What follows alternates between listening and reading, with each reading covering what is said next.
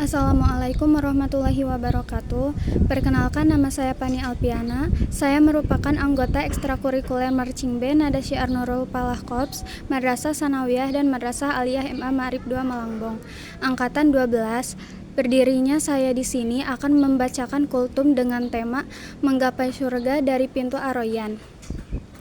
Alhamdulillahirabbil alamin. Segala puji bagi Allah Subhanahu wa taala yang telah memberikan nikmat iman, Islam, dan kesempatan beribadah kepadanya.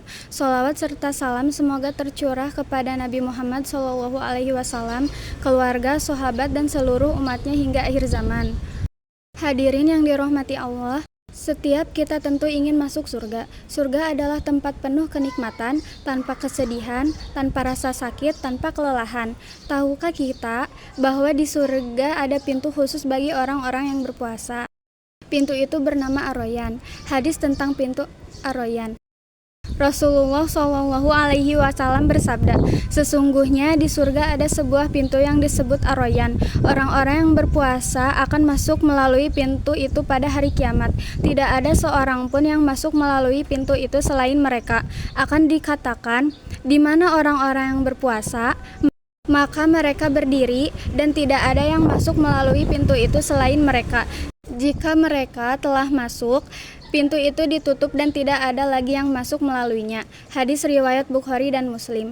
Hadirin yang dimuliakan Allah, bayangkan ada pintu khusus, eksklusif, hanya untuk orang-orang yang menjaga puasanya. Makna Ar-Rayyan. Ar-Rayyan berasal dari kata yang berarti segar atau menghilangkan dahaga.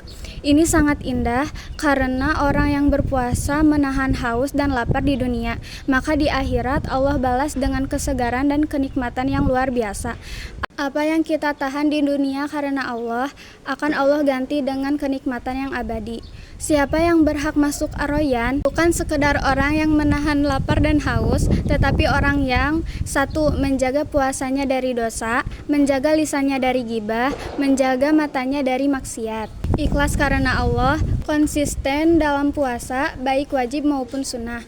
Puasa bukan hanya menahan perut, tetapi juga menahan hati dan anggota badan. Puasa sebagai jalan menuju surga.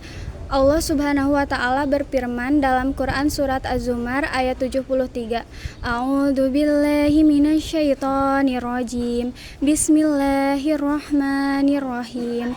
Wasiqal ladzina taqaw rabbahum ilal jannatil zumar hatta idza ja'uha wa futihat abwaahuma wa qala lahum khazanatuha salamun alaikum tibtum fadkhuluha khalidin.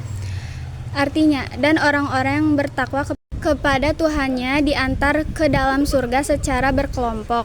Puasa adalah latihan takwa, dan takwa adalah tiket menuju surga. Ramadan adalah kesempatan emas. Setiap hari kita berpuasa, berarti kita sedang mengetuk pintu Ar-Rayyan. Hadirin yang berbahagia, sudahkah puasa kita membawa kita semakin dekat ke pintu Ar-Rayyan?